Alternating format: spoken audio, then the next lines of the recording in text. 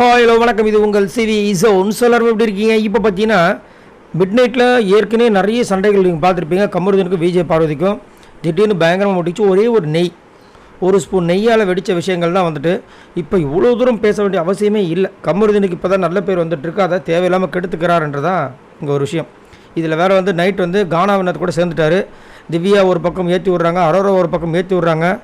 கமருதீன் நல்லா கொழுந்து விட்டு எரிய போகிறான்றது மட்டும் நல்லாவே தெரியுது. ஸோ இப்போ கானாவனத்துக்கு என்ன சொல்கிறாருன்னா, அவர் வந்து கரெக்டாக ஒரு விஷயத்த சொல்கிறார். மச்சி 50 நாள் ஆயிடுச்சு, எல்லாமே இனிமேல் கேம் ஆட தான் பார்ப்பாங்க, நான் அந்த மாதிரி தான் பார்க்குறேன் அப்படின்ற மாதிரி சொல்கிறாரு.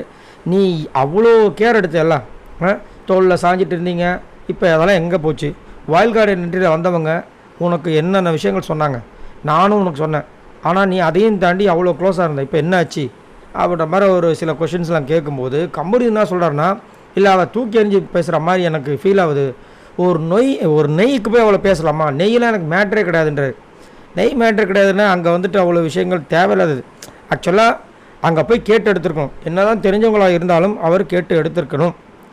அது எடுக்காமல் விட்டால் அந்த பொண்ணு அப்பயே சொல்லிட்டாங்க விஜய் பார்வதி. பின்னாடியே வந்து கனியும் ரம்யா இருக்காங்க, பெரிய பிரச்சனை வந்திருக்கும்.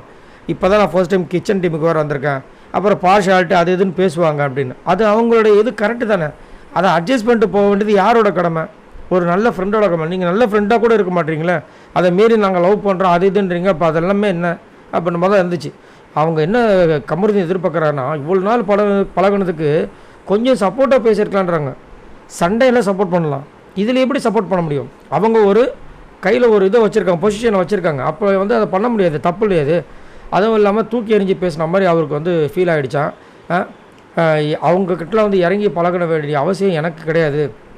அதே மாதிரி எல்லாருமே வந்துட்டு அவரை பற்றி கேள்வி கட்டுறது அவங்களுக்கு ஒரு மாதிரி ஆகிடுச்சான். ரம்யாலாம் வந்து என்னை வந்து கேள்வி கேட்குறா, அவளாம் ஒரு திருடி, எத்தனை வாட்டி திருடிலாம் சாப்பிட்ருப்பா, அவள் என்னை கேட்குறான்ற மாதிரி ரம்யாவுக்கு ஒரு குத்துறாரு.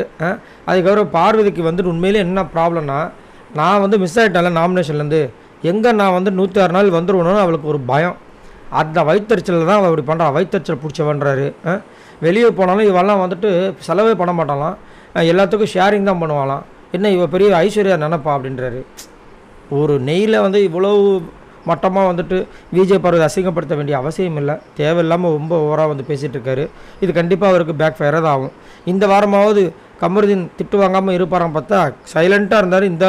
இந்த இப்போ பண்ண வேலைகள் ரொம்ப மோசமான வேலைகள், செருப்பெல்லாம் தூக்கி எறிஞ்சதெல்லாம் ரொம்ப மோசமானது.